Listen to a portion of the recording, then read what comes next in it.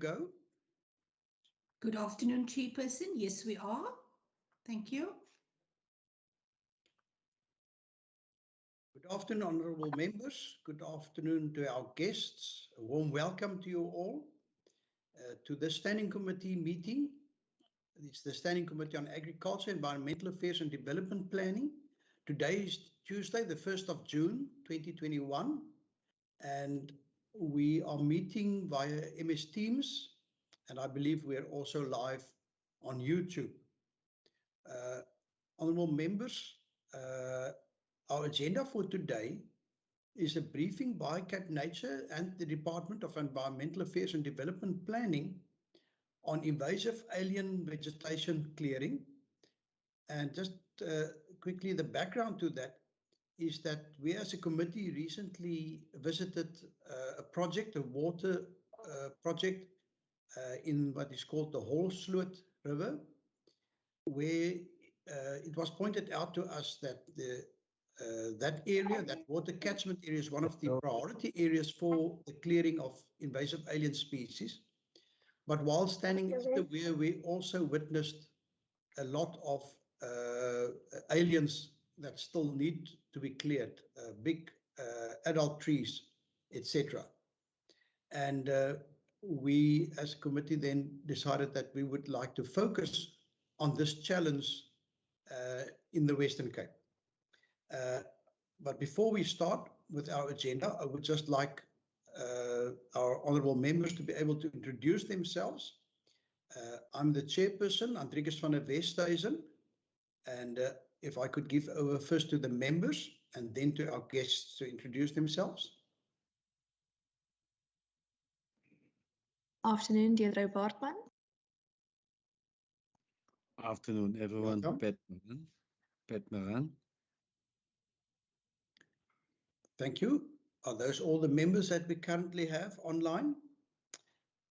Ms. Niekerk, our procedural officer, you're most welcome. And then also assisting her is Ms. Nomfundo Msumpela. And then from our IT, we have Mr. Siraz Hassan that I also see online. Thank you very much for your support services. And then can I first hand over to Cape Nature? Is it Dr. Bart that would like to introduce your delegates? Good afternoon, Chairperson and honourable members. I am at this stage representing the CEO's office from Cape Nature, so I will be the presenter of the presentation. Thank you, Chair. Good, thank you. And then from the Department of Environmental Affairs and Development Planning, who's going to do the introductions? Hello, Mr. Chair and honourable members. Thank you very much for having us and for posing this question. I'm Karen Shippey, Chief Director, Environmental Sustainability, and our team has worked together to put forward a presentation. Ms. Marlene Leross will be our first presenter. Good, thank you very much. And before we go over to that, are there any others? I do notice that Ms. Wilna Kloppers has also, it seems to me, contributed to the presentation.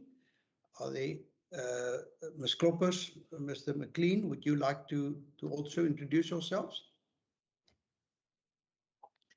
Thank you, Chairperson, for the opportunity also to be here, and to the Standing Committee. I'm Wilna Kloppers. I'm from the Department of Environmental Affairs and Development Planning in the Pollution and Chemicals Management Directorate, and we are responsible for implementation of the riparian rehabilitation program. And Mr. Phil McLean will be doing the presentation following Marlene Leross. Thank you very much. Thank you very much. Anybody else that would just like to announce their presence? Good afternoon, Chairperson. Gottlieb Arendse here. I'm Chief Director Environmental, and Phil is within my Chief Director. As Ms. Kloppers has mentioned, Phil will do present on our behalf. Thank you. Thank you, Mr. Arendse. Anybody else?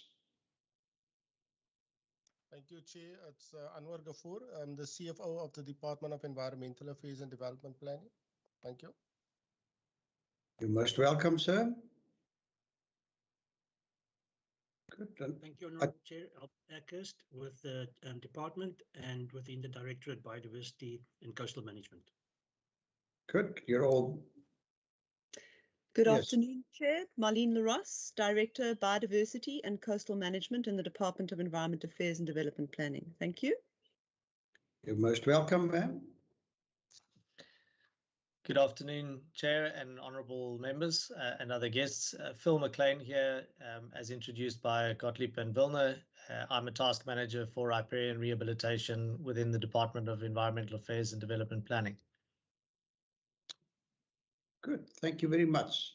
Anybody that felt left out? I do see some other names as well.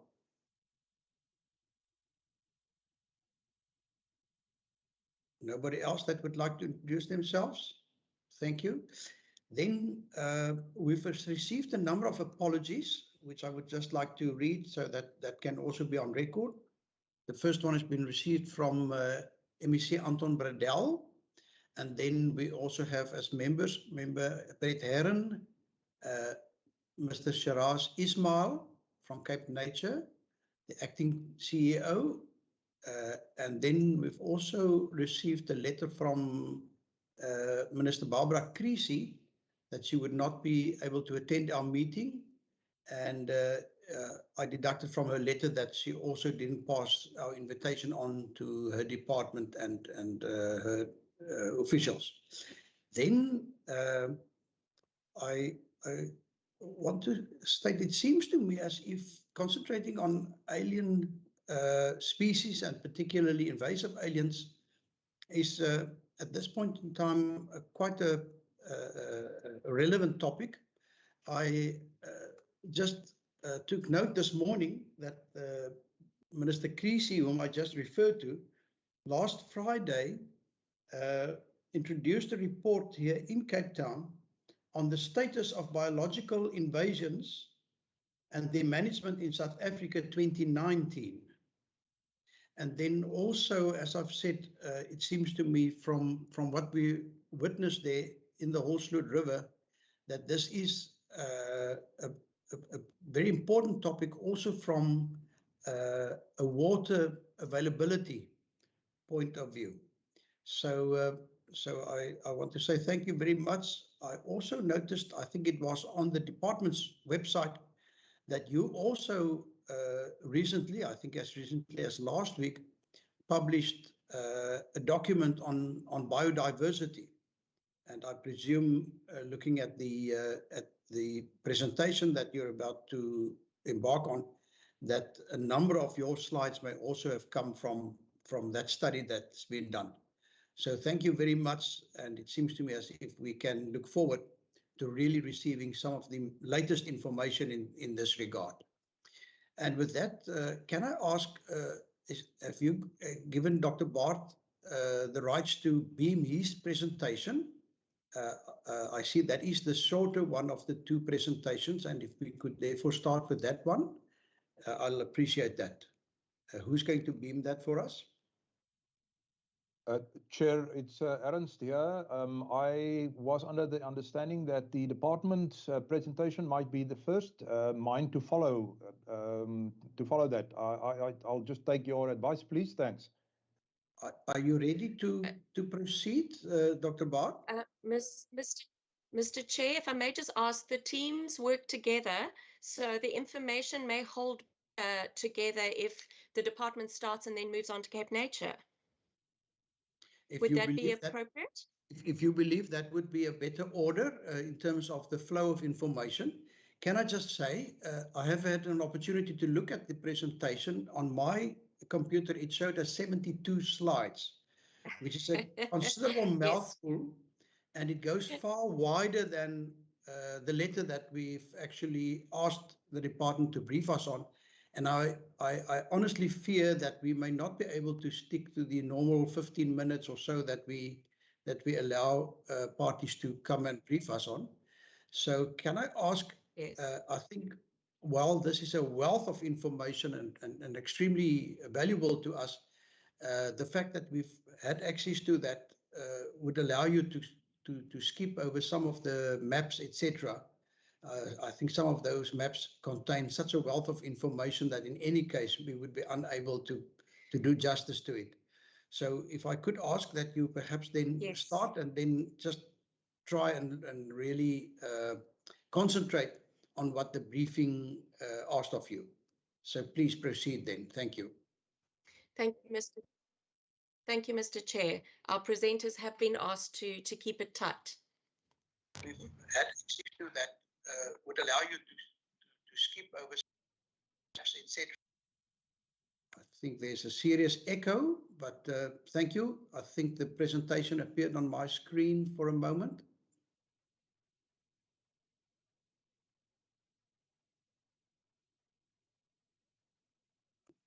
Good. Mr. McLean, you're on mute.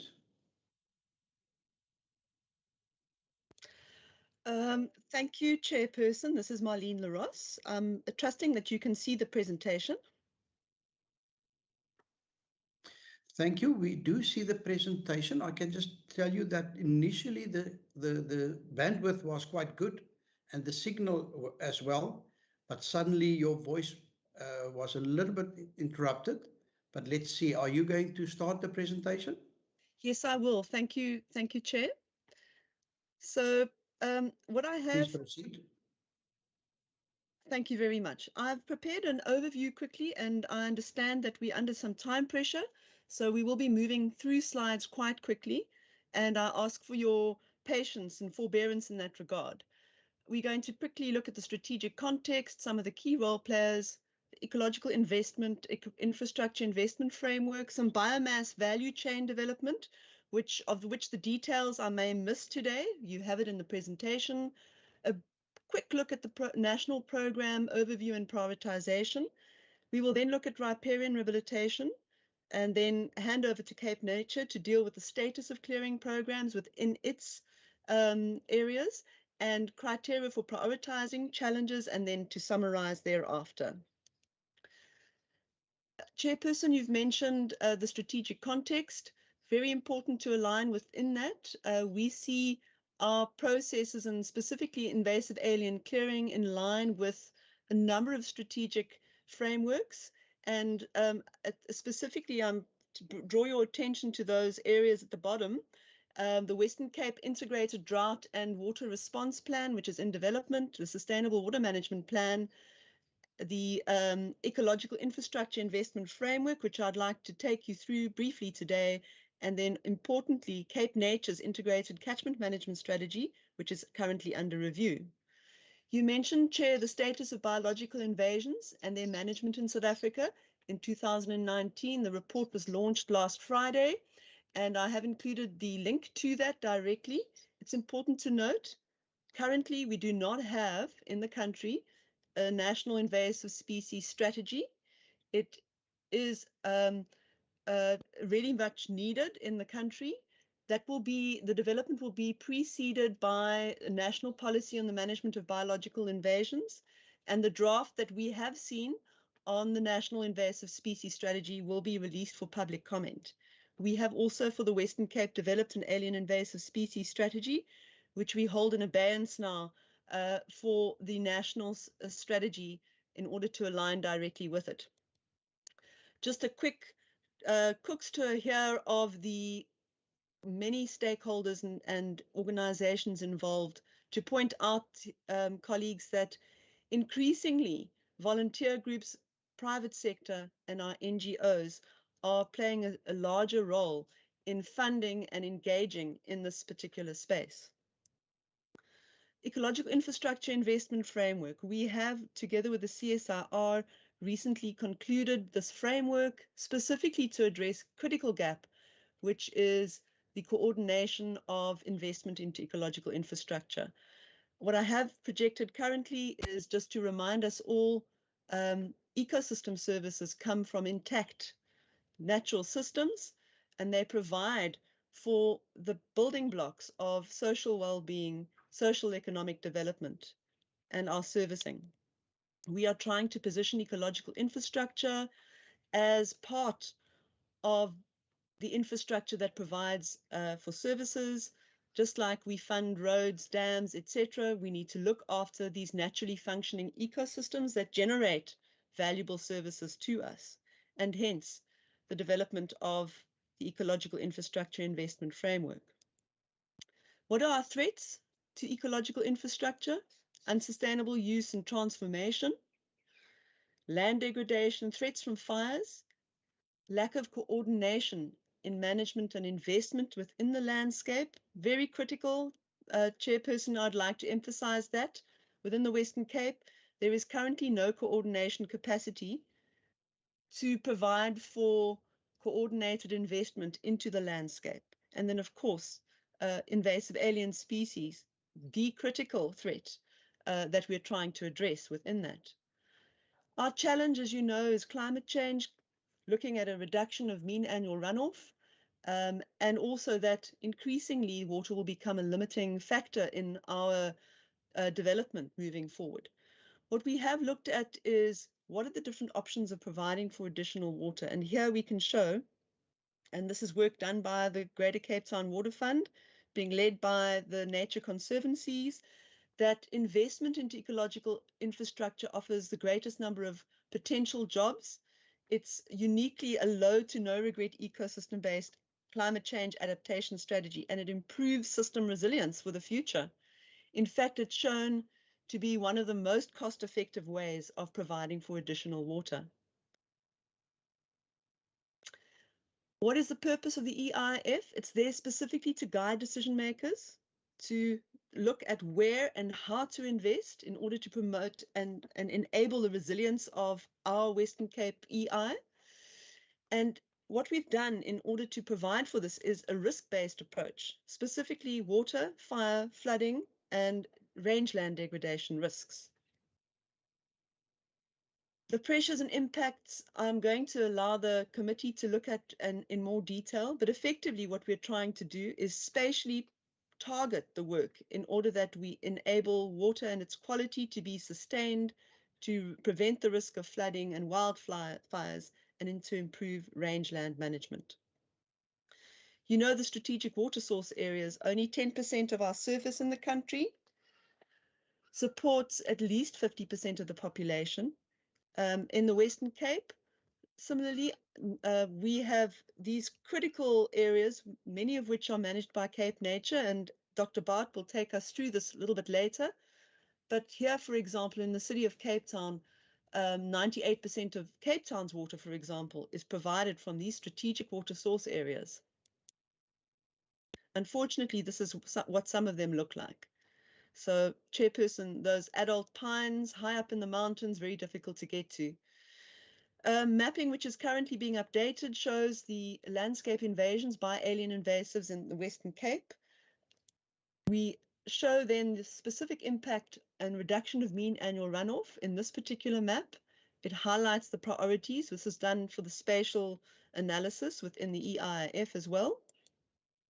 And then just to also emphasize the value of catchment restoration in terms of unit reference value. For every litre of water that you can generate, you can do so much cheaply through catchment restoration.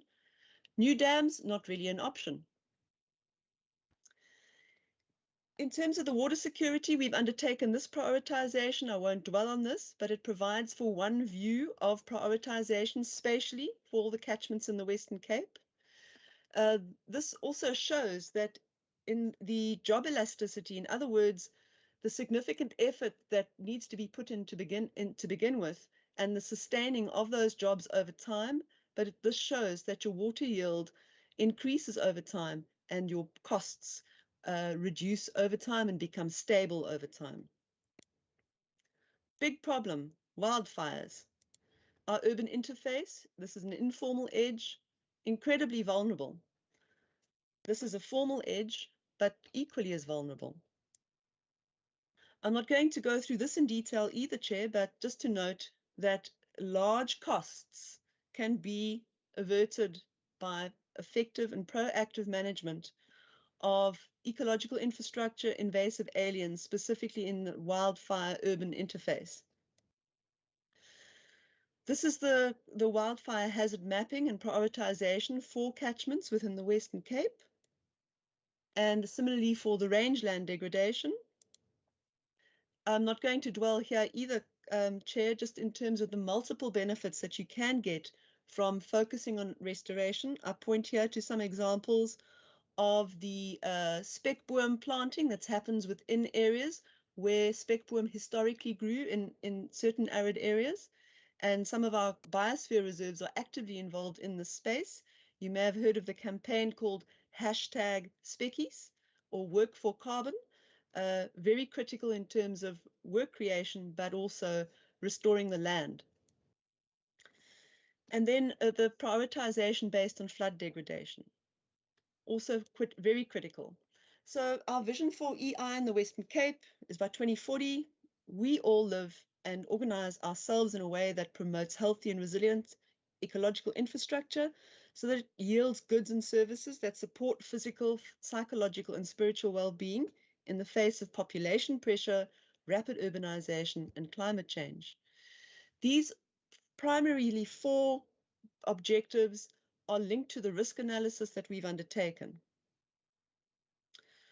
The opportunities here, including control of invasive alien species, also include the protection and rehabilitation of rivers, wetlands, and estuaries. We forget it's not just about clearing invasives, it's about restoring the functionality of these important systems.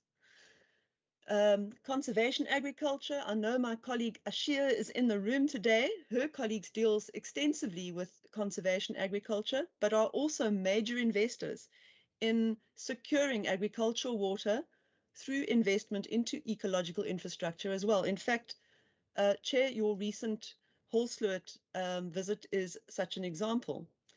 Integrated fire management, and I would like us also to focus specifically on the biomass export and other value-added industries that you can enable through removal of invasive alien species.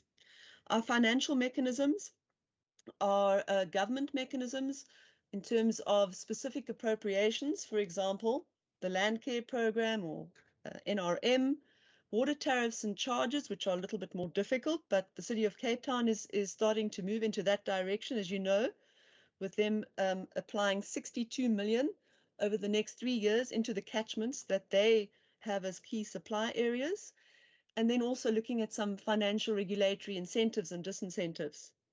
Supporting mechanisms here in terms of financial mechanisms include philanthropic and donor mechanisms, and this is increasing where people can find the links between long-term resilience and removal of invasive aliens and investment in EI. And then encouraging markets for the products is critical in order that we open up and drive a biomass industry, providing for the pull factor off the land moving forward. And then an innovative space which we would like to explore in its early phases currently is to look at ecological infrastructure as part of the built environment, and in fact an infrastructure asset class, as you would have seen in the municipal infrastructure grants and urban sustainable development grants that could be used to restore EI, but also some of the examples of green bonds that you generate revenue in this way. Chairperson, we have a modular framework for the EIF components, and we can provide these to the committee on request. Just a quick view, one of the priorities, including Holsloot, was Kierboom's catchment in the Southern Cape. And what we've done using the spatial analysis is to prioritize both Holsloot and the Kierboom's catchments for further work.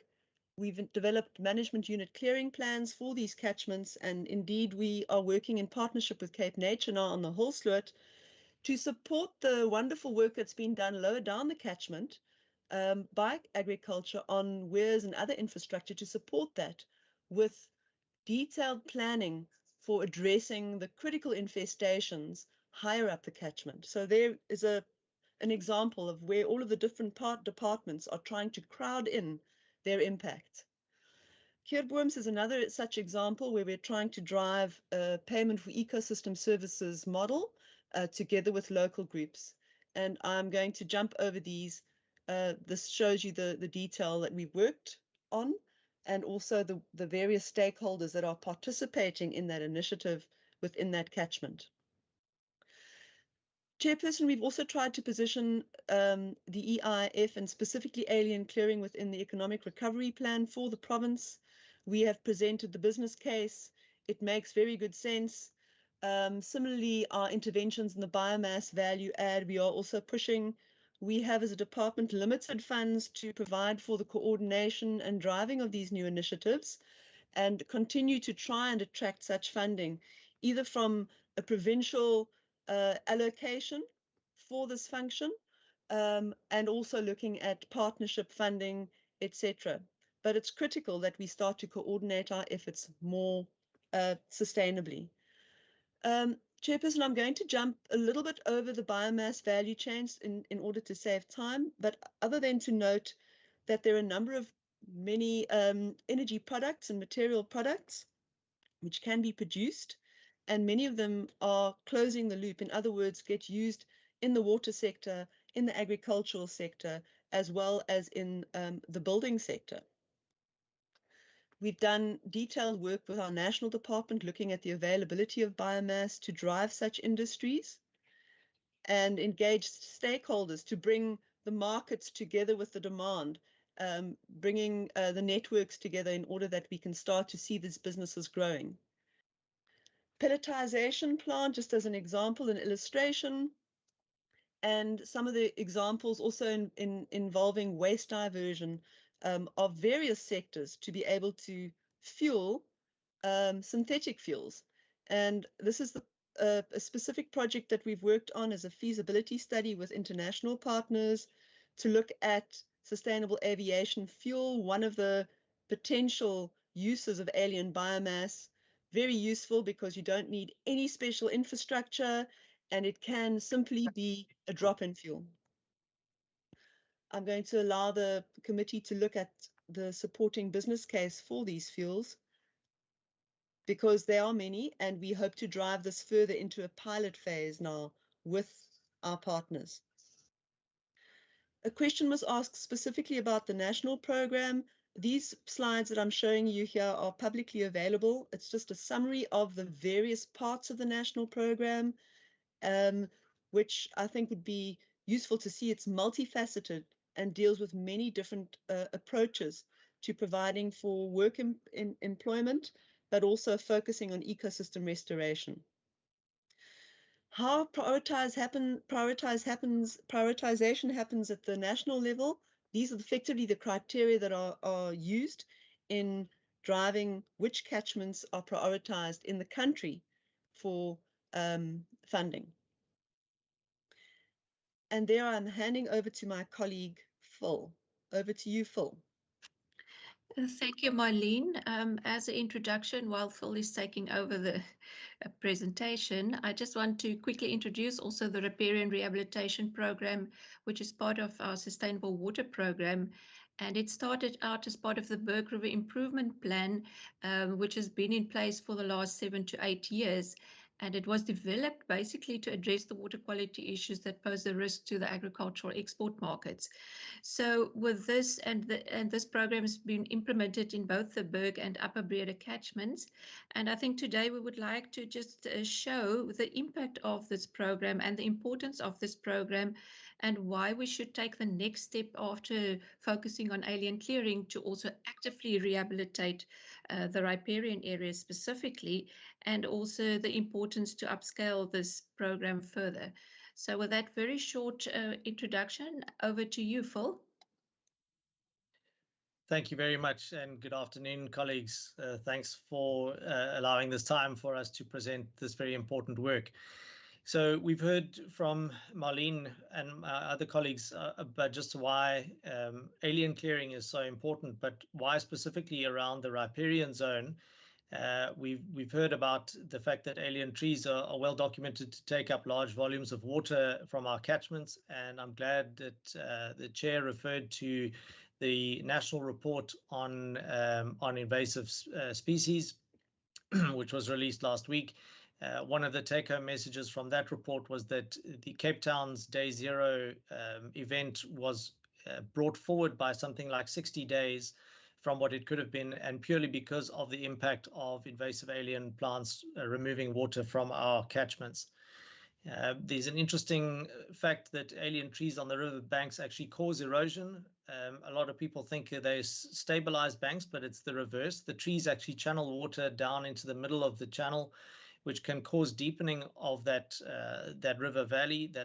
And when that drops below the water table, rivers can begin to drain the groundwater instead of being able to spread across the landscape and recharge that groundwater. The erosion from this is also obviously a cause of siltation, which blocks up water supplies on dams for agriculture and urban use. Obviously, the dense invasive stands normally consist of only one species, and they really reduce our local biodiversity, which is really shameful because we are in a biodiversity hotspot and should be doing everything in our power to increase or at least look after what we currently have. Interestingly, these riparian zones also harbor beneficial insects which can be supportive of agriculture in the region.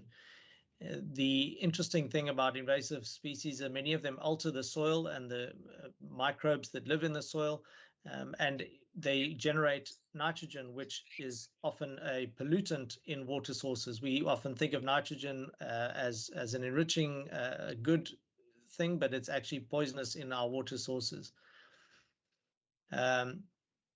Interestingly, a study was conducted. It was an independent academic study done. It's called CB, which stands for the Socio-Economic Benefits of Investing in Ecological Infrastructure. One of the major take-home lessons from their modeling of removal of invasive alien species from catchments was that clearing the riparian zone, particularly in the Berg and Breda strategic catchments, results in an effective doubling of the yield. So the environmental and the fiscal benefits are effectively doubled. So when we've talked about clearing the riparian areas of invasive alien species, if we take that as a given, why the active rehabilitation component? Well, this is often the result of just a plain invasive alien clearing program. It's kind of a scorched earth policy.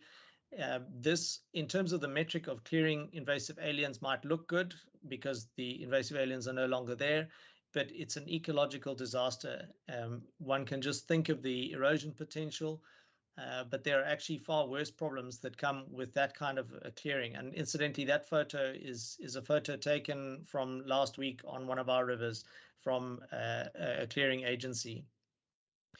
The major problem with that kind of clearing is that the local indigenous vegetation is not adapted to soil disturbance.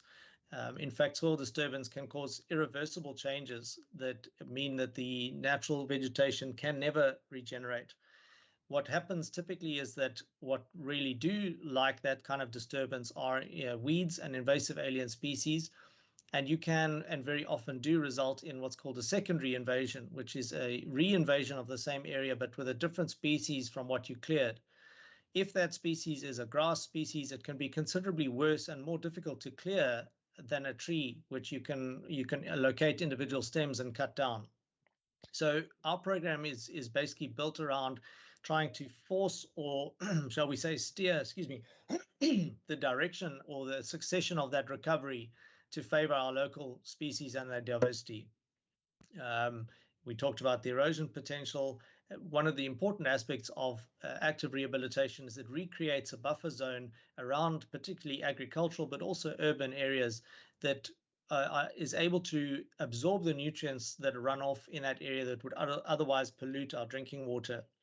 And of course, with natural species growing in that area, you suppress or reduce the potential future emergence of invasive species. This kind of work is backed by a considerable amount of scientific evidence and research. Again, I'll refer back to that SEBI research. A major take-home message there was investing in ecological infrastructure shown to be a legitimate and cost-effective, particularly in the face of climate action and climate change. So how do we do the rehabilitation? I won't go into detail, but it's very important to source and grow seeds from local species in that same catchment or as close as possible to the rehab site. We then form relationships with the landowners around where we're doing the rehabilitation, and you'll see here the teams are replanting a very ecologically important plant called palmite back into the stream to try and reduce some of this erosion that I was talking about earlier. And you'll see that that erosion bank is higher than the gentleman standing in that stream bed now.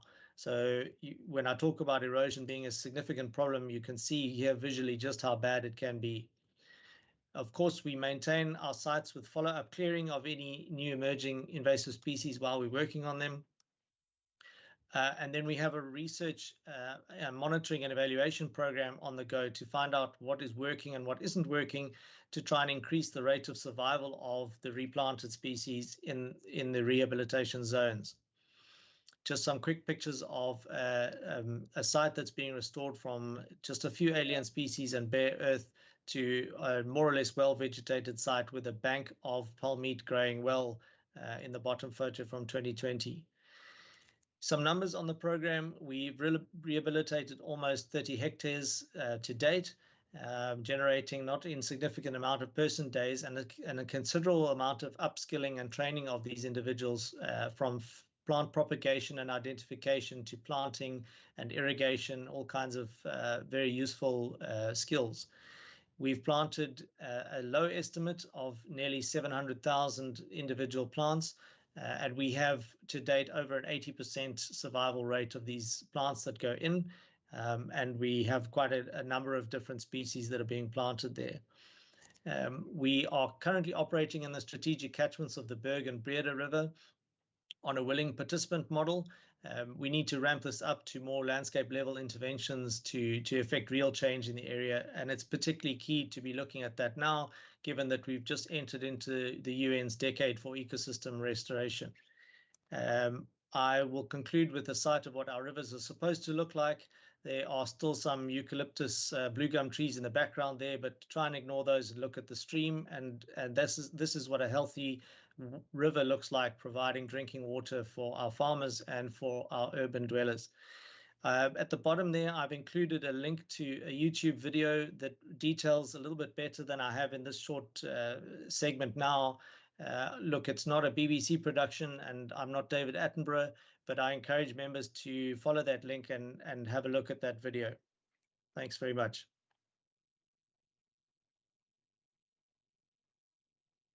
Thank you, Mr. McLean. Is that the end of the presentation from the department?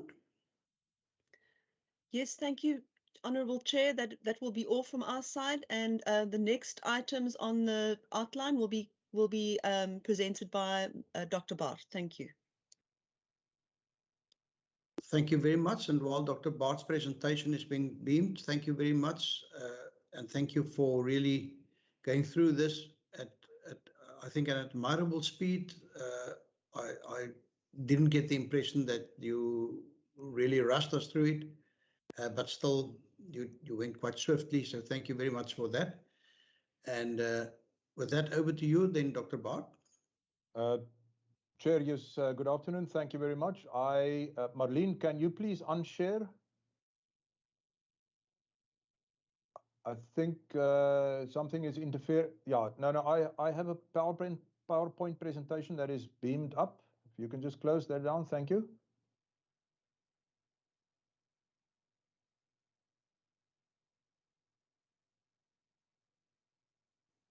Does it mean that somebody must stop sharing? Yeah, somebody must stop doing what they're doing on the screen now, Chair.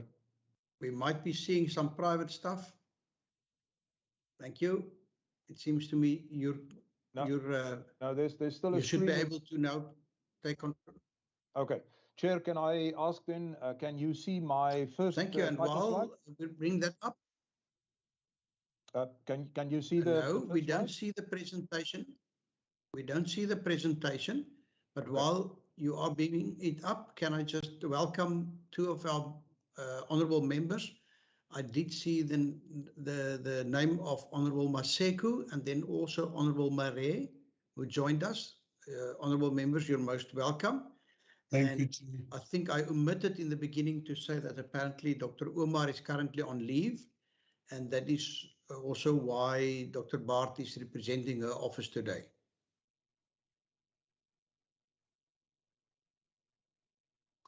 We're still waiting for the PowerPoint to be shared.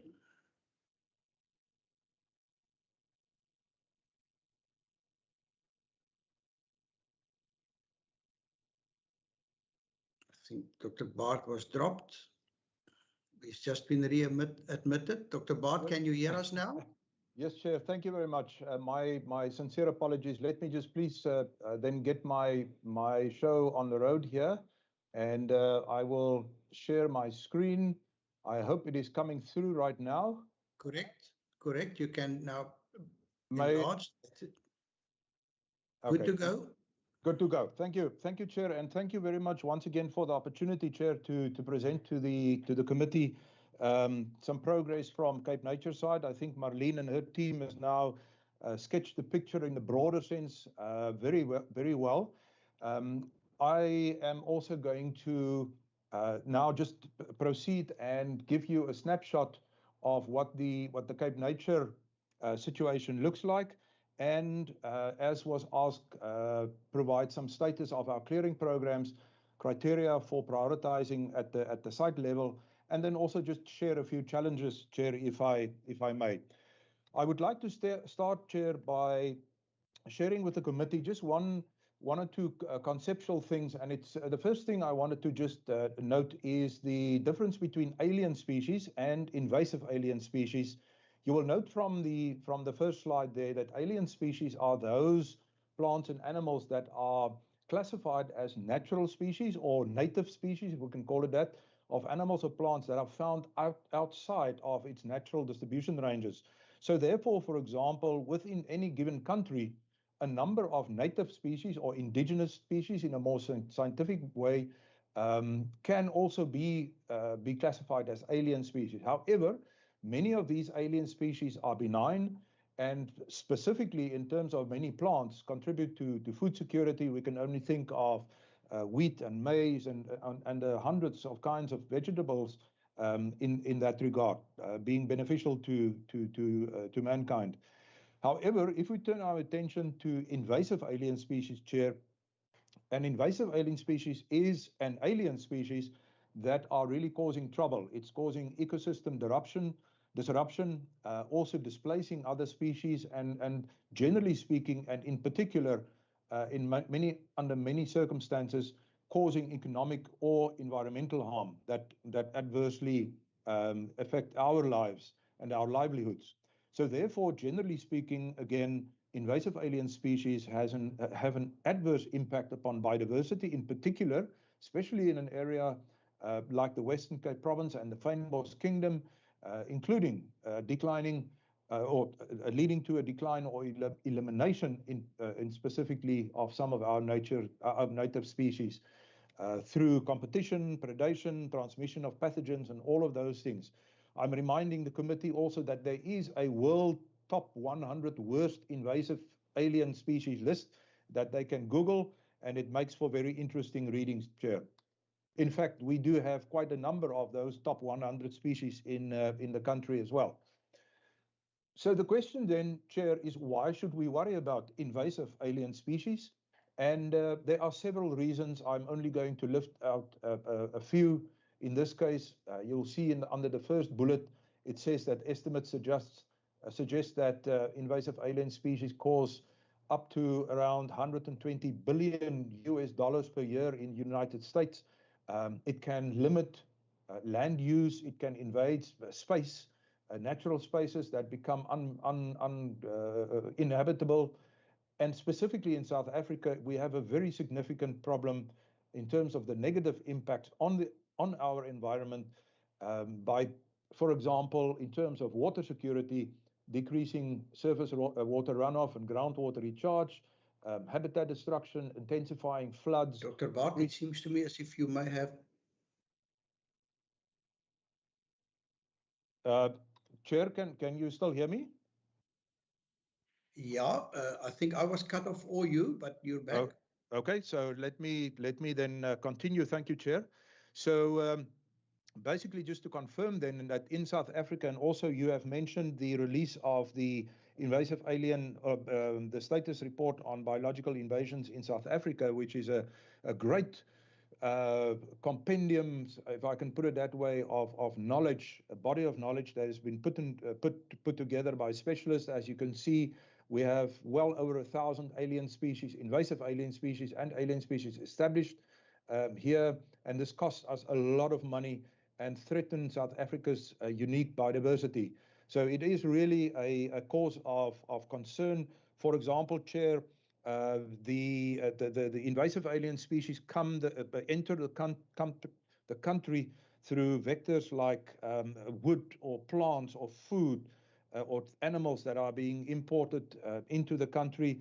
And it is estimated that since the year 2010, up to an average of 3 invasive alien species have entered South Africa up to now, and those are significant figures.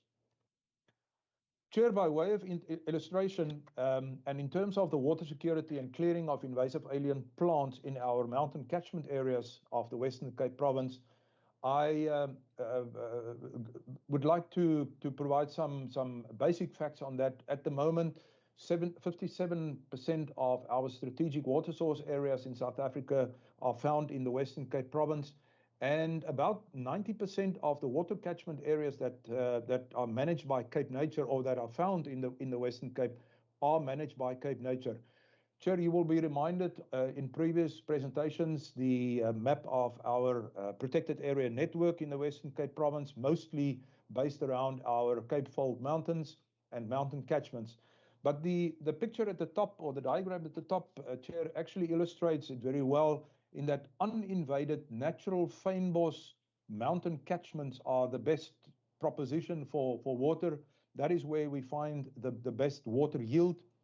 And if we take that one step further, if we start adding invasive alien trees, like pine trees, for example, you will see, Chair, that these trees use up to about 50 liters of water per day per tree. And if you add more trees to that catchment, you will note that with the increasing invasion of these trees over a number of years, and up to 100% infestation of those mountain catchments, the stream flow can be reduced up to 55% under certain circumstances, Chair, and that is a lot of water that goes missing and that gets pumped into the air, and that could actually end up in our rivers and our dams for water security purposes. So, for example, the Nature Conservancy, which is a very strategic partner with Cape Nature at the department and City of Cape Town, for example, has estimated that the Greater Cape Town region loses over 55 billion liters of water every year as a result of alien tree invasion in our watersheds. And also then the shocking statistic is, if nothing is done, water loss will double in about 20 years' time. So this is really a call to action that we all need to look at and obey. Chair, very briefly, it's unfortunately I couldn't get the map much larger, but as you can see, Cape Nature concentrates our effort of clearing invasive alien plants from our nature reserves and our mountain catchments. As you can see, broadly speaking, the Western Cape Provincial Nature Reserve network there, and then in various colors, I hope you can see my cursor, in various colors, as you can see, for example, in the Riviersonder End, in the Grabouw, Hottentots Holland area, as well as in the Riversdal area, and also in the Outeniquas. There are heavy infestations, and this is where we then start looking at prioritization. We're looking at all the data for our protected areas. And then, Chair, you've asked also the question in terms of criteria that are used to inform the alien clearing mechanisms and also the budgets and the operations. As you can see in the bottom there, we make use of species composition. In other words, is it Hakia or black wattle or pine or whatever? We also look at the density. In other words, what the percentage of the infestation is. Is it 5%? Is it 50%? Is it 75%? We use the size class. Is it small trees? Is it big trees? Is it young bushes, old bushes? Is it on top of the mountain or is it on the slopes? And all of that goes into a calculation of more or less how many people we're going to need, as well as how many money we're going to need to manage these compartments and actually focus our clearing efforts in, Chair. So that takes care of the criteria. And then also the way that we approach this, Chair, is we have adopted basically a catchment to coast approach now in terms of integrated catchment of our freshwater ecosystems and ecological infrastructure, as Marlene and them have indicated as well. I think the saying speaks for itself. Healthy catchments mean healthy rivers, means healthy estuaries. And we'd like to concentrate our effort in terms of improving the health of our rivers, as well as eventually the health of our estuaries, which are such important areas for fisheries security and all of that. I'm not going to dwell in the detail, Chair. The integrated catchment management strategy of Cape Nature is being reviewed for the next 5 years. Strategic objectives such as integrated management of physical, ecological, and man-made components are used. Managing biodiversity assets to enhance the local economy, job creation, social well-being through job creation, mainly enhancing implementation through the development of strategic tools and knowledge management systems, and of course mobilization of people and specifically partnerships to adopt practices that sustain the long-term benefits of biodiversity. Chair, the status of our clearing programs as it stands for the current fiscal year 21-22 is that we have received funding from the National Department through the Working for Water program to the tune of 15.1 million rand for the year. And of course, through the expanded Public Works program, we are hoping to implement finally 16 reserve-based projects in our nature reserves and in and around our reserves. But of course, Chair, I need to remind the committee and everybody in the room that there are, of course, many other projects that are implemented by many other players in the field, municipalities, private landowners, etc., etc. I'm also reminded of Honorable Bartman's a project in the Laingsburg area where we assisted in landowners to source some of this natural resource management program funding. So it's a concerted effort that is required, Chair. And also the approach that we follow is a landscape-based planning and operational approach. We plan our annual work through an integrated work planning and proper planning so that we know what we need. Of course, catchments are within our nature reserves. Many of our nature reserves contain these important catchments. They are prioritized using those criteria that I've just mentioned. And for example, the Theewaterskloof and the Upper Brede River, which are now currently considered the top. Also, the Holsloot, I'm reminding myself, the Holsloot catchment, those are now the outstanding top priorities that we really want to tackle.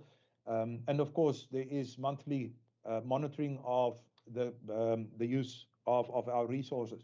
Chair, I want to pause for 1 minute just by indicating to the committee that at this stage, invasive alien pine trees are our top priority and our worst invasive plants that are threatening our catchments.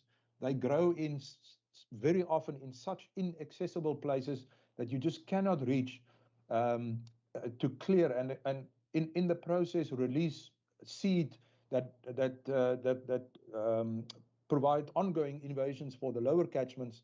And unfortunately, there is no registered biocontrol. In other words, fungus or insects or whatever that can attack or tackle these pine trees. We are doing what we can and engaging with research partners to find solutions for more effective control. And also the fact that there is only one herbicide currently registered for pines. In other words, remember afterwards, after the tree is cut down, it needs to be painted with herbicide. This only herbicide for pine trees has an extremely long half-life in nature or in the environment, and that is not really compatible with conservation. We'd like to keep these harmful substances out of nature, and of course, unfortunately, the use of chemical control methods is what we have at the moment. But then also we are experimenting with aerial application of spraying these pine trees directly with these herbicides, and that might eventually be the only tool that would really be practical. Chair, I want to end my talk by talking about strategic partnerships. It was mentioned earlier that the Greater City of Cape Town, or Greater Cape Town Water Fund, that was spearheaded and initiated by the Nature Conservancy. This is one of our top strategic partnerships that are really showing a lot of promise. This is an initiative where public and private investment of funding into invasive alien plant clearing into prioritized catchments will show. I'm quite positive, and all the figures indicate that will show positive return on investment. Now, this is not necessarily in rand values, Chair.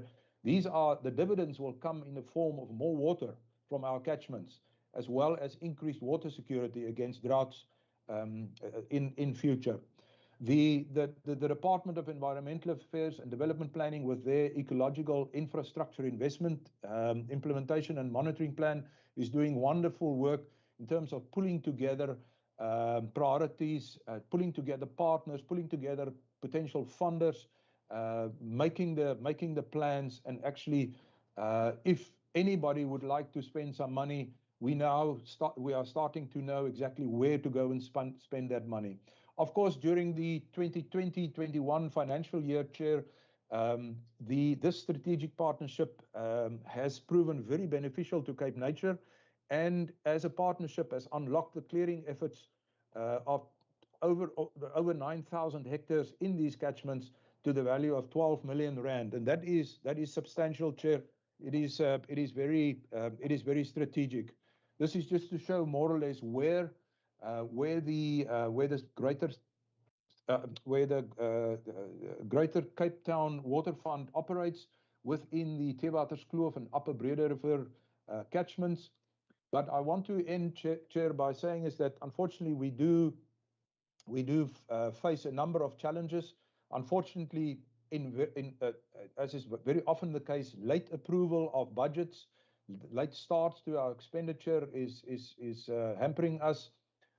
Then, of course, within the landscape, the lack of compliant local contractors, competition with other projects and other sectors. For example, during the fruit picking season, many of our contract workers find work elsewhere, paying better, of course, insufficient mapping. And of course, last year, Chair, the COVID-19 regulations and the lockdown level restrictions really cut us short in terms of being able to get out in field, get our contractors out and making a difference. We're looking at this as at the challenges also in terms of solutions and finding solutions, Chair.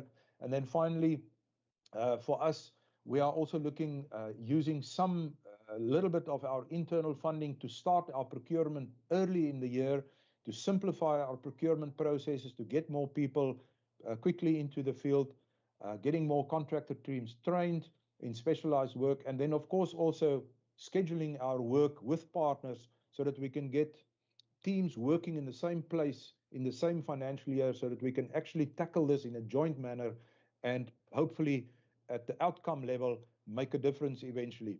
Chair, I think with that I say thank you very much, and if there are any questions, we can take that. Thank you so much. Good. Thank you, Dr. Bart. Honourable members, over to you. You've heard the invitation from the officials to respond to questions. I recognize first the hand of Honourable Bartman. Are there others that would like to indicate at the moment that they also would like to ask? Honourable Marais, thank you very much. Can we then go in that order? First Honourable Bartman and then Honourable Marais. Thank you, Chairperson, and thank you so much for the presentation. I think I've been complaining about alien vegetation clearing since 2009 now, since I've been appointed to my constituency. And I really would like to thank the department for the comprehensive information today.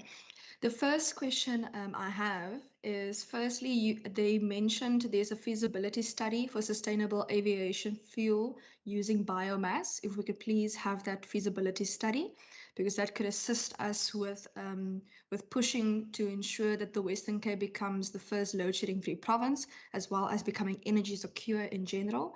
And then secondly, the farmers in Laingsburg, Mr. Bart is correct, he worked with me and his team, and we did that alien clearing herbicide application forms for the farmers and did a big workshop. And I did follow up in March, and I received information that the department was still waiting for the new budget and everything, and in order to see how they can assist and so on. And I just wanted to know, in terms of the herbicide applications, whether any farmers applied, because obviously someone won't necessarily CC me when they do the application. And if so, how many of those applications that were received have been approved? And if they were not approved, whether they've let the respective people know why the applications were not approved, if any. And then finally, thank you so much for the criteria for deciding the areas. We know, for example, in the Buffels River in Laingsburg, what the alien species are, because Cape Nature came to come do the assessment for us. We know what is needed because Cape Nature gave us the 3 things that can be done. We know that the farmers in Laingsburg municipality cannot afford to do it themselves, because we have seen the Laingsburg audit reports, and we know that the farmers have gone through drought and COVID, and they've also heard this personally from the farmers at the workshop previously. Now, my question is, please can the department include the Buffels River in Laingsburg as part of this program? I believe I'm on good grounds when I say that I can speak probably for the farmers to say that they would be willing participants, as well as Laingsburg municipality, that they would be willing participants, because this is an issue we've been complaining about for 2-3 years. And when it comes to, and it's a bit of a pity that the national department is not here, because EIAs fall under their respective department, and we also get much of the funding from them. But please, can the Buffels River in Laingsburg be part of this program? If not this financial year, can it please be considered as part of this program in perhaps the next financial year then, or if we can at least get a deadline for when we can start work there? Because if you have gone through drought, if you have gone through COVID, you've gone through floods, I don't know where people expect some of these people to get the funding, especially when a river not only goes through private land, it goes through public land as well. And this is my request to the department. Thank you.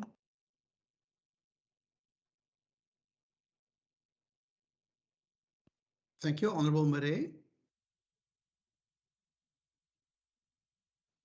Thank you so much, Chairman. I apologize that I was late in coming onto the meeting. I have a few very pertinent questions to ask, and I hope I will be given the correct answers to these questions. You mentioned a very important fact: 50%, 57% of South Africa's strategic water resources is found in the Western Cape, and that 90% of the water catchment areas in the Western Cape managed by Cape Nature. That being so, I would expect there to be a great focus, a far greater focus on environmental issues in the Western Cape than in any other province, because the other 43% you find in 8 provinces and 57% in the Western Cape.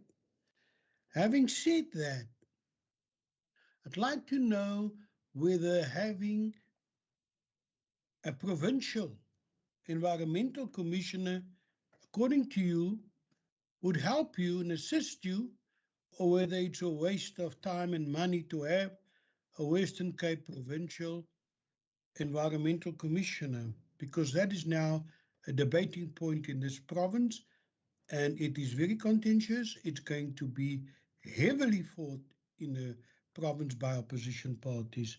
And then I want to know, what about underground water pollution?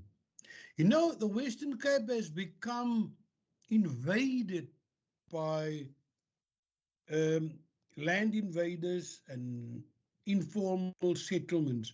Surely this has an effect on underground water. The people don't have toilets. And when it rains, there's seepage to our reservoir of water below the surface. Is there anything Cape Nature investigates about this problem, and what has it done about it? Because very soon our underground water will disappear or it will be undrinkable. And then, you know, environmental issues is not only invasion plants, it's also the dumping sites in the Western Cape. You can go to any township in the metro and you'll find piles and piles of rubbish and dirt not collected. It's mountains high. That is also an environmental issue, or does Cape Nature think that is a municipal issue which they shouldn't actually interfere in?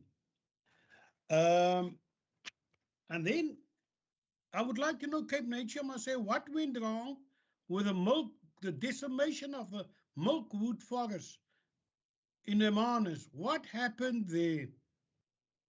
Why did you act so late to stop it?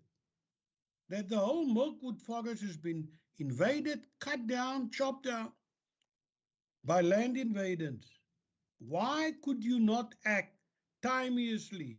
What stopped you from acting timeously? My last question, when you remove the pine as an invasive species, how does this affect the bee population?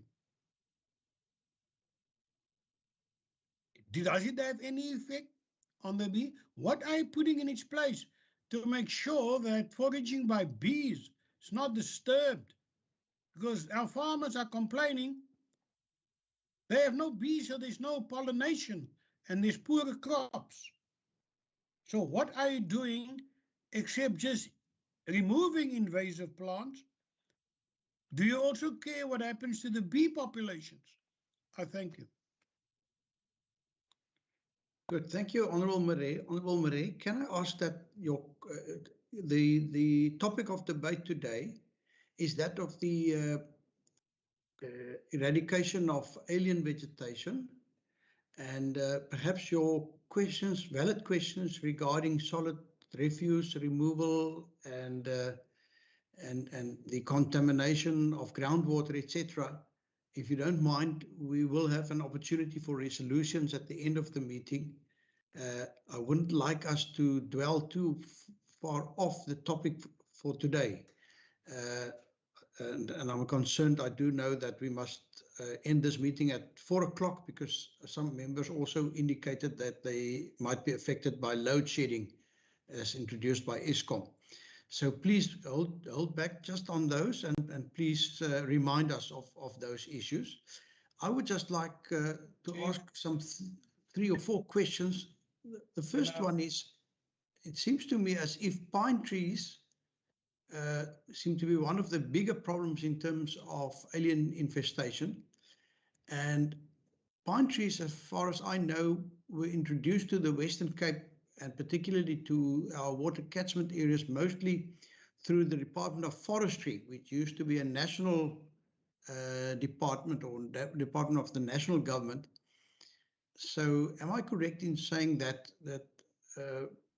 pines, but also many of the other invasive species were actually deliberately introduced by previous national governments, and that now it has become a provincial problem to clear?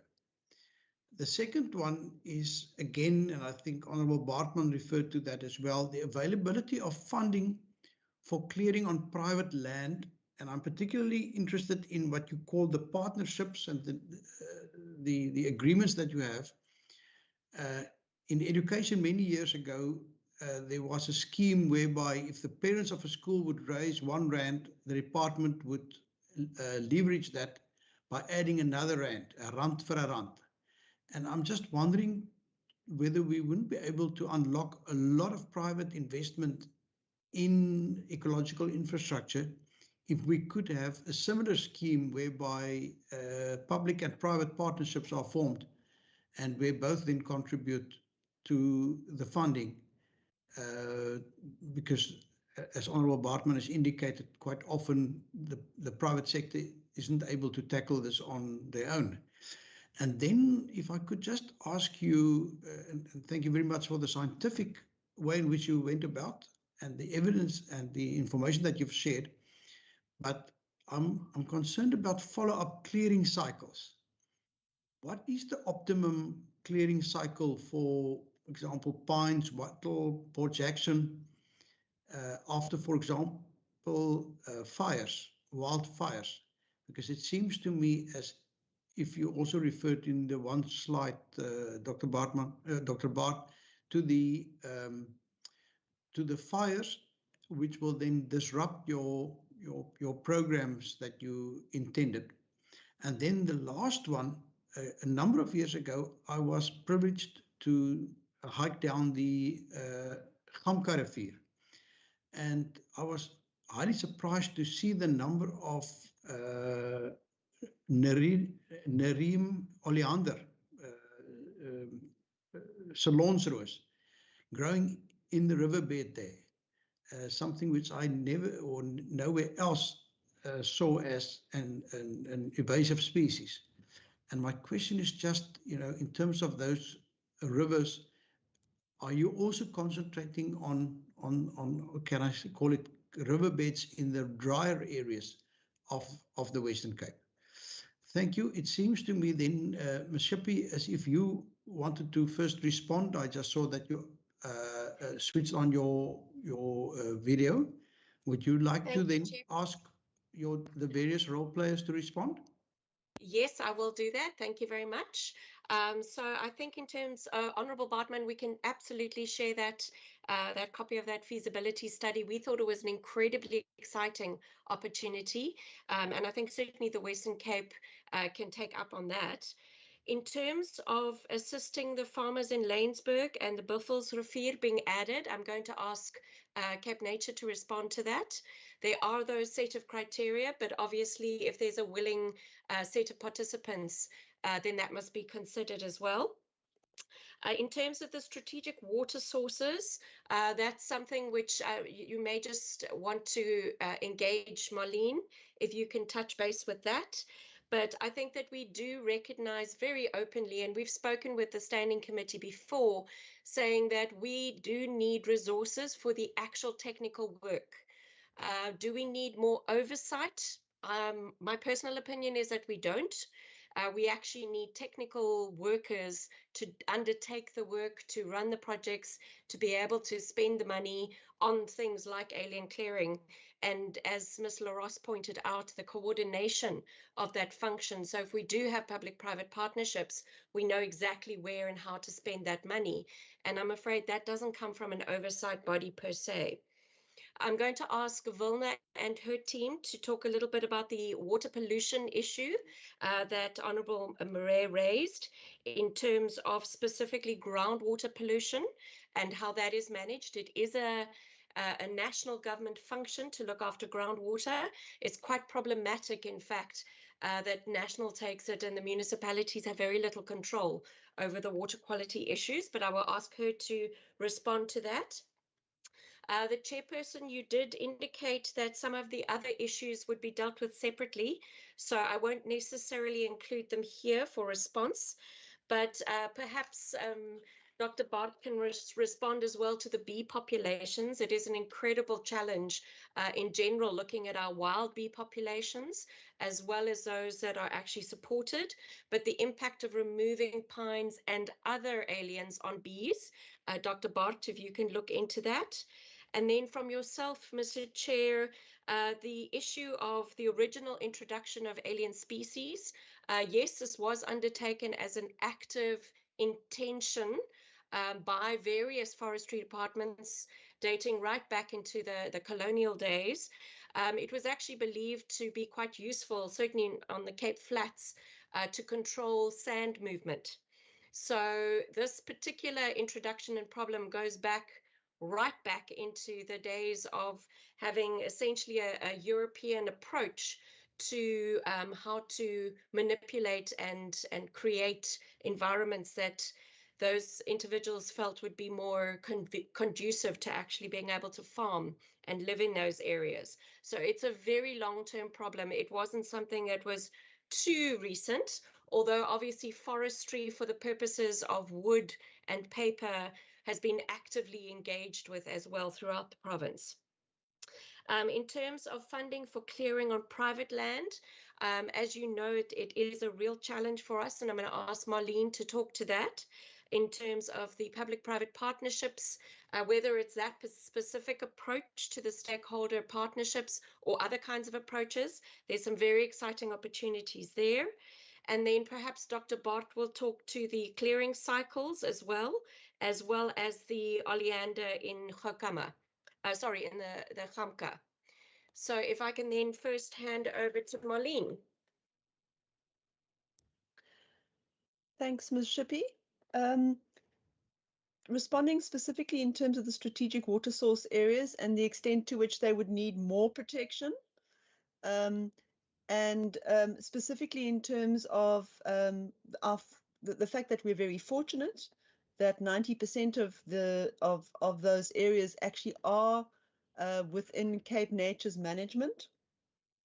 There are other specific approaches which are being adopted by national government as well. So beyond formal protection under protected area status, which covers some of the strategic water source areas, there are also moves afoot to look at increasing the protection for strategic water source areas under other legislation, including under the Water Act and also under the National Environmental Management Act, specifically looking at exclusion of certain activities under Section 24(2)A.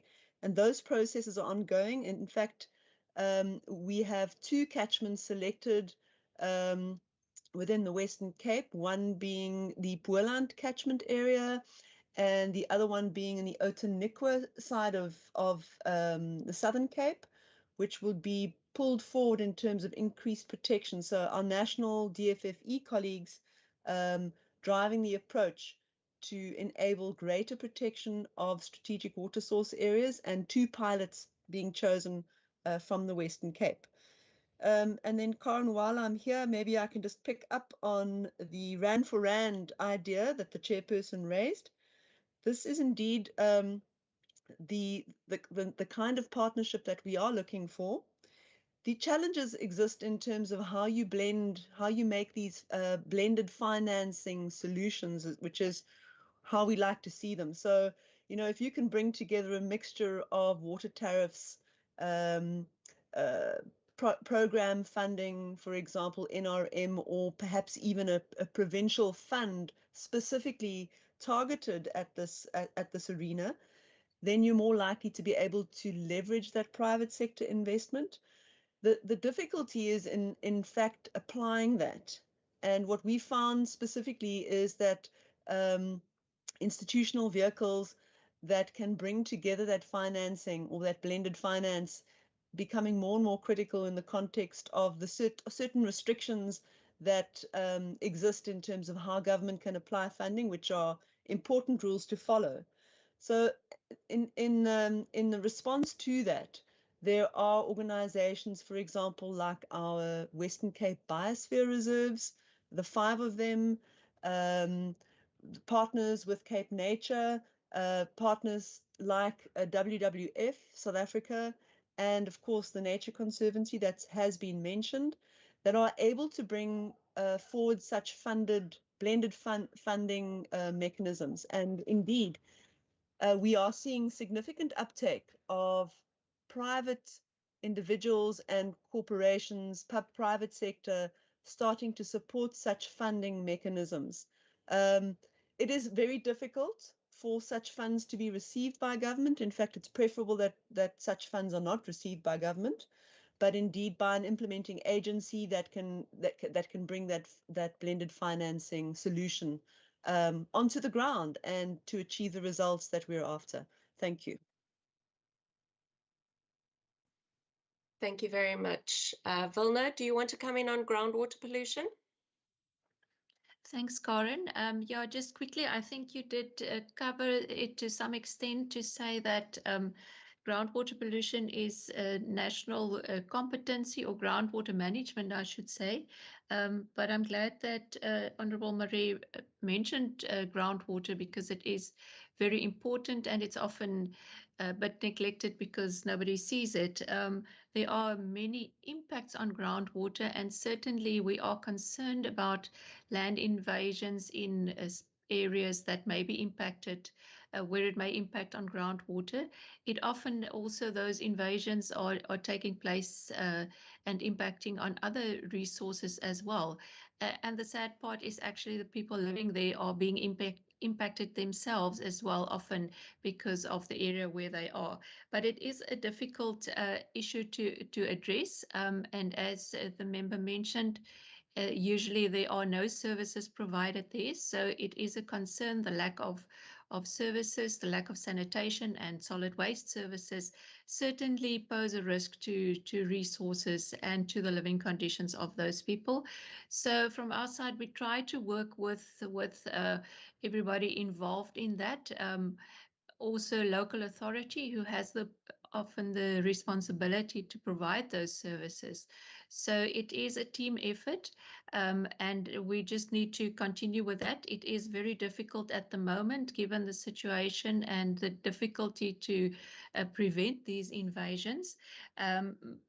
But yeah, we need to do our best to protect our resources, and we will continue to do so. So I think for now, that's it from my side. Thanks, Karen. Thank you very much. And Dr. Bart, if you would take over, please. Chair, Karen, thank you very much. Chair, I'm going to start with the question from Honourable Baartman around the Laingsburg situation. Unfortunately, I cannot, as I sit here, give you a straight answer, but I can find out what the outcome was of the process that we started there.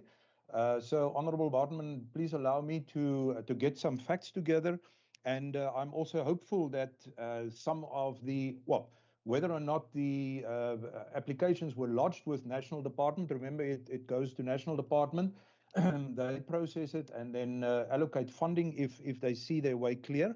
So I'm going to have to find out and get back to the procedural officer to provide the facts, Chair, if you will allow me.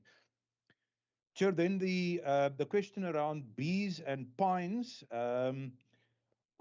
Chair, I am not an entomologist, so I stand corrected. But as far as my knowledge go, despite the fact that pine trees have lots of pollen or produce lots of pollen, bees do not use that pollen. They are not attracted to pine trees like they are to flowering plants, who's got flower, pollen, nectar, and all of those things. So as far as my knowledge goes, in my opinion, the clearing of pines would not have a significant negative impact on the bee population. Bee populations make use of many plants to collect pollen and collect nectar from, and it's mostly the flowering plants. However, I do agree that we are also very worried about our natural and our wild bee populations. That remains a challenge. However, we at Cape Nature have adopted a policy during the course of 2020 that we would like to not see any farmed bees, or let's call it, bee farming inside our nature reserves. We would like to reserve our protected areas as natural areas as far as possible, and keep our bees wild, so that they can do what they need to do. Chair, the question around pine that was introduced into South Africa for timber, you are quite correct. That was the main purpose of introducing pine many years ago. The question around whether, your question or your statement about the national government having introduced the forestry department having introduced pine trees, maybe they should take responsibility for that. Well, that I think that is it's a valid point. At the moment, we use national funding to clear pine trees in our catchment, so maybe that sort of balances the picture out. But I do take the point. Unfortunately, there remain some of the national forestry land that have been vacated by the forestry companies that now are slowly but surely invaded by pines that have escaped from plantations, and that remains a big challenge, especially in the Outeniquas, in the Tsitsikamma areas. I've hiked there 2-3 years ago, did the Tsitsikamma route, and it's quite significant, the invasion by pine trees. Chair, I'm going to then also respond to your question in terms of the follow-up after the clearing programs. Usually, let's call it in year 1, an area or a mountain slope will be cleared of aliens, pine or hakea or black wattle or anything like that. And then a follow-up clearing will then be scheduled usually within the next 3 to 5 years, when the remaining seed has then produced new and young trees, where they will then go in team, and there are probably up to 3 or 4 of these follow-up clearing efforts required to get the area properly clean and maintained. So yes, you are correct as well in assuming that there must be follow-up. You cannot just leave an area, clear it, and leave it like that. It will certainly get back to where it was originally.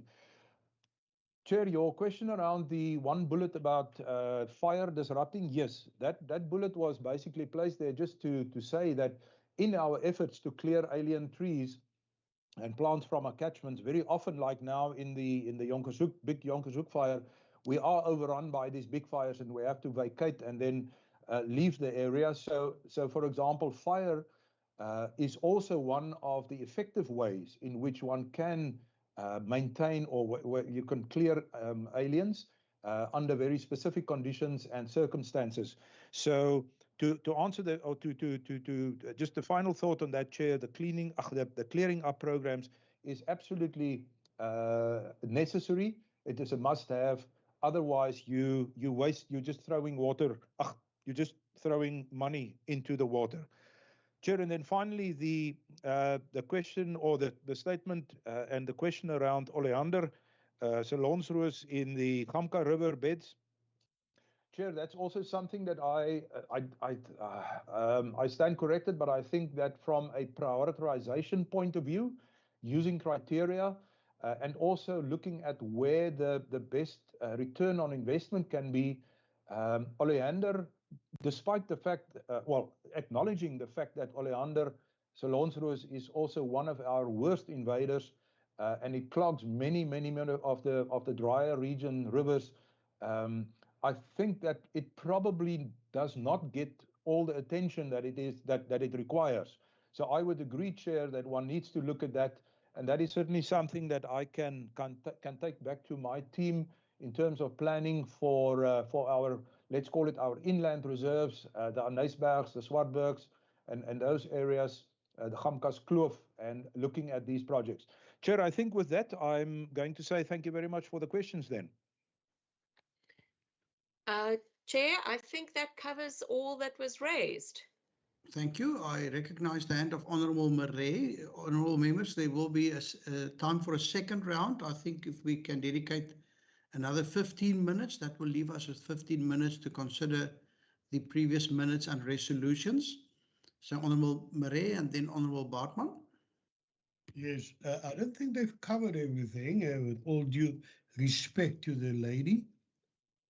They haven't covered the issue about why did Cape Nature fail to protect the milkwood forest in Hermanus? And do you think that an environmental officer in the Western Cape could have assisted you? That wasn't answered. And the other question is, do you consider the blue gum tree also as invasive? We just spoke about pine, because that is certainly a place where the bee gets its honey from. The blue gum trees, I also considering it as an invasive species.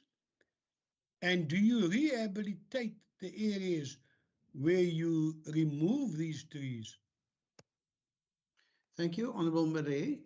Honourable Marais, as you know, the milkwood trees are not aliens. And obviously, on the agenda today, we're concentrating on specifically invasive aliens. But if Cape Nature would like to respond to your question, obviously, they're free to do so. But again, if they don't, then please consider that under the resolutions. And with that, over to you, Honourable Bartman. Honourable Marais, if you don't mind, I'm just going to lower your hand. Honourable Bartman. Thank you, Chair. Thank you for the previous answers. I think the one that hasn't been answered yet is just the Buffels River. I think I received the answers to the herbicide and the biomass feasibility study. And if I'm kicked off before, I put in the chat box that load shedding is coming for me at 4 o'clock. But if I could perhaps, after we get the feasibility study, perhaps if we could also have a presentation on the actual study, but then with that to have the information regarding how we can use biomass in the province for energy security, if possible. Thank you.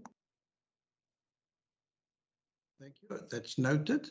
And then if I could just ask again, and for me, the bottom line, and we need to know that in my mind, if we leave or when we leave here today, are we making progress or are we fighting a losing battle? In some instances, those of you that know the area, if you travel over the Franschhoek Pass, in the upper area feeding into the Theewaterskloof Dam, that area has been cleared and it looks a lot better than it used to look until 15 years ago. But then in other areas, if you travel through Knysna and so on, where we've seen the big fires, what was it, about 3 years ago, there are areas that really disturb me when I look at it, and I'm wondering whether we are winning this battle. Can we go away with the knowledge that we shouldn't despair, although it's an ongoing battle, that we are at least being able to show some progress over time in the clearing of aliens. And with that, again, over to you, Ms. Sippy. Thank you very much. I'm going to ask Dr. Bart to come in on the first 3 items. So it was the milkwoods, blue gums, and the Buffelsjaag questions. Just in terms of the feasibility study, we didn't undertake the feasibility study. It was done by one of our partners, but we do have quite an extensive biomass program that we're working on. So we would be delighted to share that with you and have an opportunity to possibly invite our partners to come and share their information as well in terms of biomass for energy security. I'm going to ask Marlene as well as Dr. Bart to perhaps come in on the "Are we winning?" question from yourself, Mr. Chair. It is a difficult one, but certainly we're trying to make progress. So Dr. Bart first. Thank you, Karen, and Chair, thank you for the questions. Once again, I am unsure, Chair, what to answer on the milkwoods because we have dealt with this on a previous occasion. However, suffice to say that Cape Nature did advise the municipality on the invasion, and at the time also assisted in terms of what can be done because it is a protected tree under the National Forest Act, and therefore the advice to the municipality at that stage was to engage the Department of Forestry, who has the regulatory mandate to stop the clearing of milkwoods and so on. So that is the situation as it stands with the milkwood forest, Chair. Then in the second point, I absolutely agree with Honourable Marais in terms of blue gums being very beneficial to bees. They love bees. So therefore, yes, under certain circumstances, blue gum trees are considered invasive, but they are naturally where they grow. They do not really invade the areas. So therefore, to answer the question, yes, bees love blue gums, and where blue gums are felled or cleared, Usually when the fynbos takes over again after a few years, that landscape then becomes very productive again with flowering plants, fynbos plants, pollen, nectar available. So I think that is usually hope in terms of clearing the land. That is the restoration of the landscape that happens afterwards, and the bees then are taken care of. So I absolutely agree with that one. Chair, also in terms of the question around the adding of the Buffelsrivier to the program, I'm not sure. Cape Nature doesn't have a formal program in that general area, so I'm not sure if Honourable Baartman means, and I apologize for not answering the question straightforward, but whether or not she sees, for example, the idea or have the idea that this river could perhaps be added to the provincial river clearing or river rehabilitation program, if I may. And then, Chair, I'm going to very briefly say, in terms of your statement, are we making progress in the battle against aliens? I do believe that we are winning several battles, but it's a long, drawn-out war against the aliens. We need to stand together. We need to have focused effort. We have to throw lots of money and lots of manpower at aliens. Hopefully, in that way, we'd be able to make a difference. The upper Brede River catchment and the Theewaterskloof catchment are now the top priorities, and we are throwing everything we have at those two catchments to produce more water, Chair. So in your estimation, yes, some of that area has already been cleared, and we continue with our effort in that way. But to answer the question, Chair, it is going to be a long battle, that I can assure you, but we shouldn't despair. We should keep at it and stand together. Thank you, Chair. Thank you. Honourable members, any further questions from your side? Again, Honourable Baartman, you're recognized. Thanks, Chair. I wasn't sure if you saw my messages in the chat box, but yes, to Dr. Bart, he asked if I was referring to that particular program, and yes, I was. Thanks. Good. Thank you very much. Can I then, as a last question, play devil's advocate? I do know that firewood is a very important and economical source of energy for many poor people. And I think in that regard, many of the species that we've referred to have been very beneficial to certain communities, and there's a whole industry that has also developed around the provision of firewood to homes. And obviously, this is not a unique South African phenomenon. I've seen it even more in the colder climates and colder countries. Now, for example, rooi pytjie and so on, is very sought after. And my question is just, would we have be able to demarcate certain areas where we would say, good, try and limit these aliens to these areas? Or do you believe that there should be a full front-on attack on all invasive alien plants, irrespective of whether it's on water, within water catchment areas or not? If I could ask that, and then I think Honourable Baartman just gave some clarity. And with that, we will then finish the questions in this session. Thank you. Thank you, Mr. Chair. And I'd like to call on Mr. Phil McLean to come in on those restoration questions. Thanks very much, Ms. Shippey and Chair. Yeah, thank you very much. There are a few things that I think I can add value to. The one that we've just discussed now is the bees and the what we call blue gums. As a botanist, I must just point out that blue gums is a common name for only one type of eucalyptus, of which there are some 800 species, and we have 600 and something species in South Africa. The issue of bee forage and eucalyptus was raised, as well as that for firewood that the Honourable Chair has raised at the moment. The South African National Biodiversity Institute, SANBI, conducted a study on bee forage and eucalyptus, And with that study, they actually or delisted several of the eucalyptus species that were initially listed in the National Environmental Management Biodiversity Act invasive species regulations. So a couple of those species were delisted. In other words, they are allowed to be grown.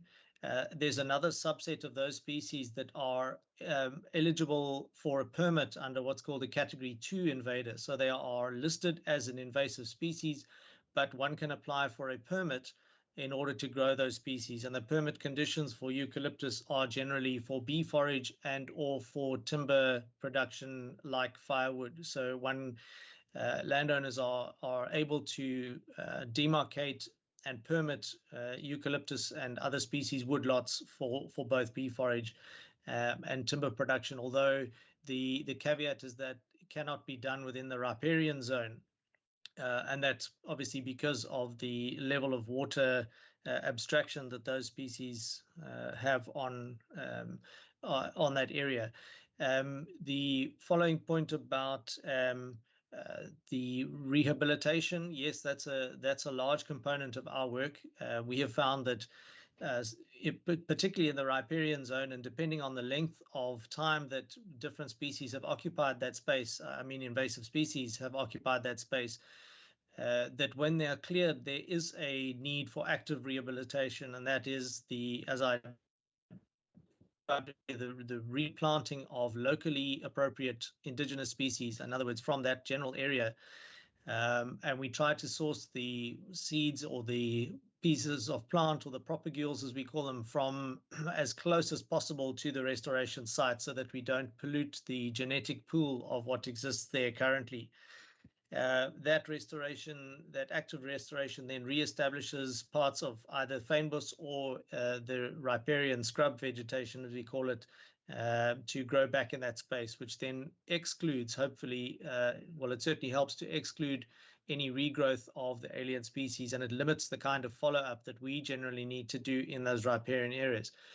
Bearing in mind that riparian areas are normally surrounded by either urban or agricultural infrastructure and are not as fire prone as mountainous fynbos, which our colleagues from Cape Nature are dealing with. Fire is a big impact in those areas because it effectively resets the clock. And the question of, are we winning? I would agree that we are winning some significant battles, but the war is going to be long and require a lot of resources. Every time there's a fire on the mountain, fynbos enjoys fire. That's a good regenerative disturbance, unlike soil disturbance like I spoke of earlier. But with fire comes the trigger for a lot of the alien invasive species. The worst ones from Australia, the acacias and some of the eucalyptus are geared towards fire, in that when the fire sweeps through the environment, they are triggered. One potential difficulty we have is that when fire runs through a landscape and triggers regeneration of invasive species, our normal governmental fiscal cycles are a bit slow to deal with that situation, because it might reprioritize an area with immediate effect. And often we have already in place our programs and that for the year. So it makes it quite tricky to respond to instances like that. I trust that I've answered the questions. Thank you very much, Phil. Back to you, Mr. Chair. Thank you very much. And again, I want to say thank you to all the officials who came to present. Thank you for the presentations, which we can save and refer back to later on. And as I've said, some of those presentations contain a lot of information that would need a lot of time to digest. But I think we will find those as valuable resources going forward. To you that prepared and put so much time aside to come and address us and brief us on these issues, thank you very much.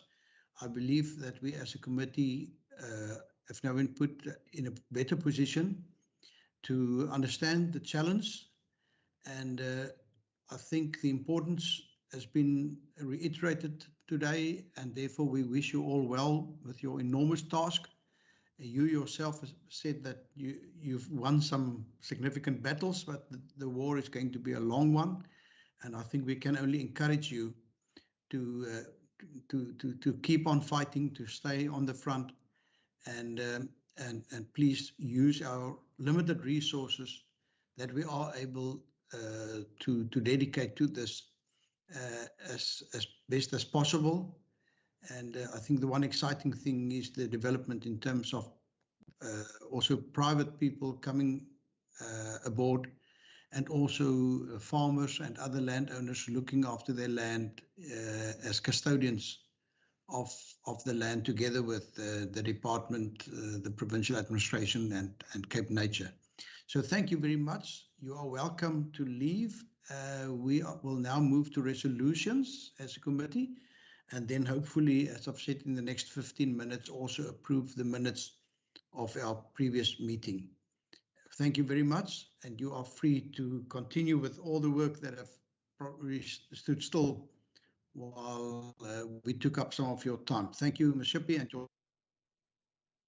Thank you very much, Chair. Thank you, Chair. Much appreciated, Chair. Thank you. Aye.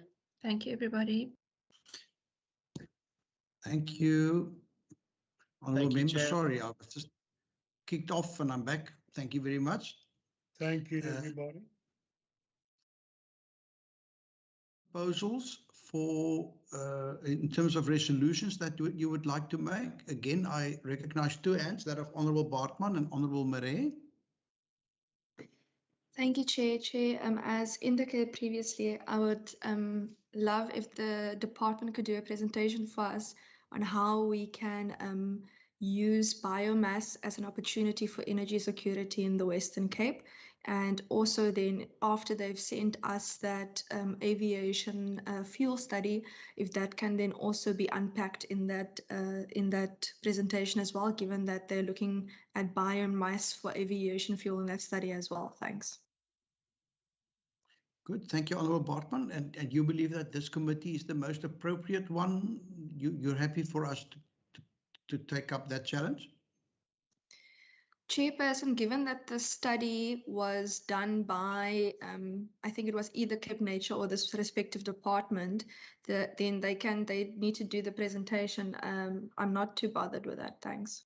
Good, thank you, Honourable Bartman. And I think some of our members on this meeting also accompanied us to George, where we were actually meeting with representatives from a consortium that actually put in a bid for a biomass electricity generating plant, and that have been struggling to get the necessary permission. So yes, I think that would be an interesting one. Honourable Marais, your hand, you recognized. Thank you so much, Chair. I want to move that in view of the shortage of bee colonies in the Western Cape and the negative effect it has on plant pollination and honey production, that Cape Nature be asked to consider declassifying blue gum trees as an invasive plant species belonging to the eucalyptus category, but rather to find a new category and rename it as an essential invasive plant species, so as not to totally destroy our bee population. I so move, and that I can add that perhaps a permit requirement as suggested by Cape Nature be introduced to legislation of the Western Cape, that if you want to plant blue gum trees, you need a permit for it, so there's some form of control. I so move. Thank you. Thank you, Honourable Marais. Yes, and I think this committee is in the interesting situation that we cover both agriculture and bee farming, therefore, as well as environmental affairs. Just the one aspect, my impression is that the classification of trees as being protected or invasive is done by national government, but let's get the presentation on the various can I call it, species of blue gum, what is generally known as blue gum. And then also, it seems to me as if there's already been a rethink regarding blue gums. I do know that in the past, blue gums were also sometimes planted as fire breaks between plantations and fynbos areas. And I was very sorry to see that in the case of Stellenbosch, many of the blue gums have been removed under the dispensation or under the order that these blue gums have been identified as invasive trees. So yes, let's concentrate on the whole issue between blue gum trees and whether they should be allowed, as you suggested, with a permit system, etc. Thank you very much for that. Honourable members, are there any further resolutions that you would like to propose? I would like to, sir. Please, Honourable Marie, can I also just remind you of your point, which I fully support, and that is our challenge regarding solid waste in certain areas, Yes. urban areas. And would you Yes, like sir. to take that one further as a resolution, as I proposed earlier? Yes. I would like to suggest that we consider, with the help of the majority party in this committee, that we pass a resolution that an investigation be launched by the ministries of both of local government and environmental affairs to determine the effect informal settlements have on our underground water supply in the Western Cape, and what remedial steps can be taken in this regard. Good, thank you, Honourable Marie. Honourable Marie, yes, I appreciate that you say we must now tread carefully so that we don't tread on the mandate of local government. But I was thinking, and that is where I think why you're raising it here, that it's an environmental issue should our water sources be contaminated. And therefore, yes, if we could accept as a resolution that we perhaps ask the Department of Environmental Affairs, as you've said, in collaboration with local government, which is great, thankfully the same minister in the Western Cape that's responsible for can we call it best practices in order to protect the quality of our water sources. And can I ask, if you wouldn't mind us taking it a little bit wider than just groundwater, but I do know that many of our rivers have also suffered because of people staying on the river banks and incomplete sanitation facilities, etc. I hope that we expand the mandate not only to be groundwater, but also just call it, our water sources. Yes, sir. I'd steer it clear of making it a totally a municipal issue of refuse removals and housing and that's why I try to steer clear of that and said the Ministry of Local Government and Environment Affairs should determine the effect that it causes to our underground water supply in general. We just heard that 57% of South Africa's water comes from the Western Cape. I mean, what bigger reason is there for us to protect our water supplies, strategic water resources? 57% is found in the Western Cape, and 90% of that 57%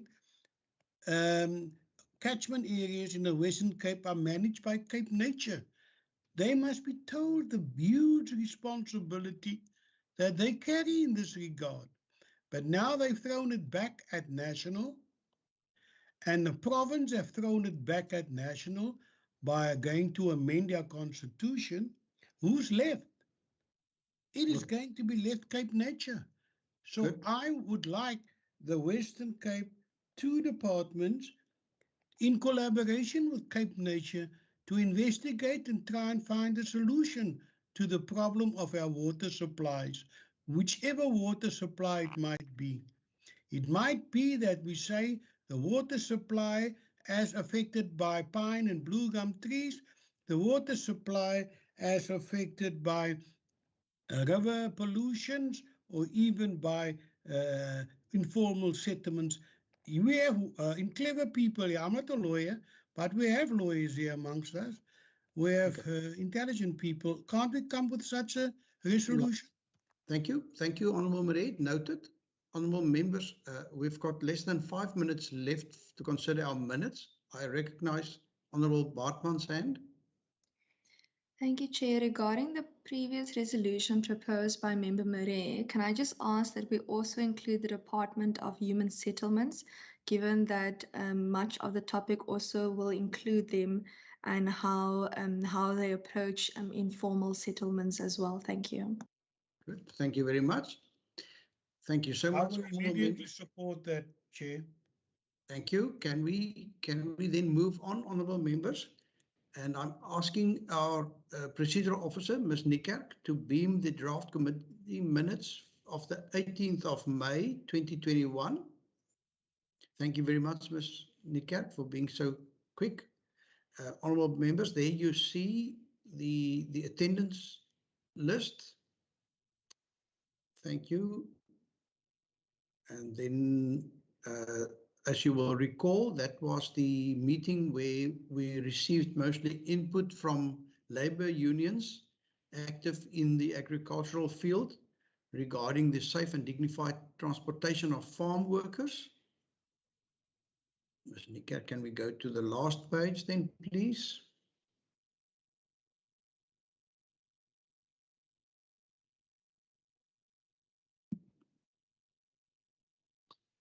Thank you, honourable members. It has been circulated before. Can I ask, are there anybody that would like to amend this, or can we get a proposal to adopt? Honourable Bartman. Thank you. I will propose the adoption, if I may. Yes, thank you, Honourable Marais, and then support for that. Thank you, Chair. Chair, I support. Good. Honourable members, that is then adopted duly. Can I then just ask next week and Tuesday, if Ms. Niekerk can just quickly take us to next Tuesday's meeting, what members can expect, and then members, just to save time, as you will see on the programme, it's a visit to Elsenburg, the head office of the Department of Agriculture in the Western Cape.